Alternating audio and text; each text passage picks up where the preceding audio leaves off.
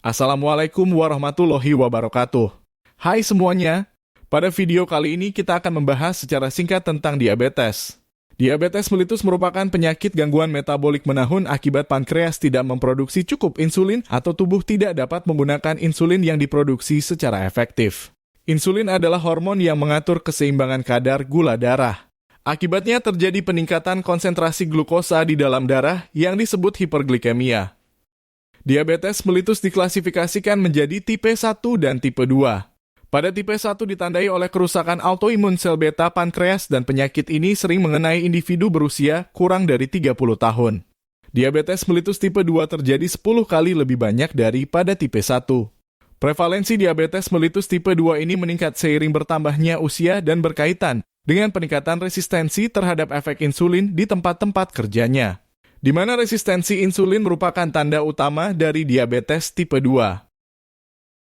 Diabetes mellitus merupakan penyakit yang memerlukan pengelolaan berkelanjutan, khususnya dalam pengendalian kadar glukosa untuk mencegah atau memperlambat terjadinya komplikasi. Diabetes mellitus tipe 2 mengalami regulasi gula darah acak yang tidak stabil, yang dapat menimbulkan berbagai keluhan. Hal ini memerlukan penanganan yang tepat untuk menjaga kestabilan gula darah acak. Hiperglikemia dalam jangka panjang dapat menimbulkan komplikasi mikrovaskular seperti retinopati, nefropati, dan neuropati. Dan komplikasi makrovaskular seperti aterosklerotik, stroke, angina, infark miokardium, dan gangren. Diabetes mellitus dapat menyerang semua organ tubuh. Penyakit ini sering disebut dengan the great imitator. Diabetes mellitus tipe 2 dianggap sebagai non-insulin dependent diabetes mellitus.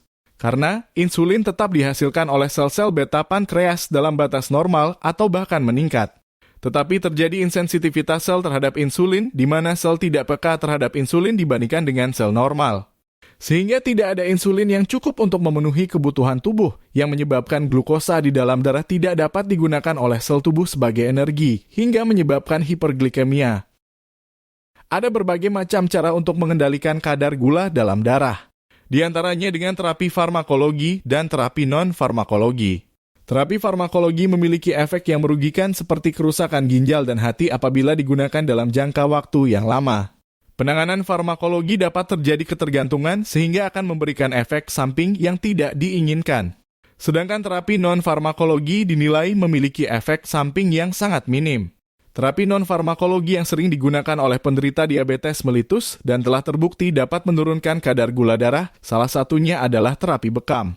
Beberapa studi telah membuktikan bahwa terapi bekam dapat menurunkan kadar gula darah pada penderita.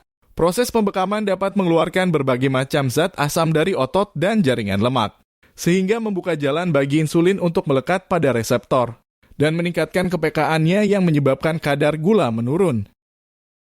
Sekian penjelasan singkat tentang penyakit diabetes. Hindari berbagai zat yang tidak jelas asal-usulnya. Hindari konsumsi obat yang mengandung bahan kimia. Cara alami adalah cara yang sejatinya menyehatkan. Mudah-mudahan video ini dapat bermanfaat. Terima kasih.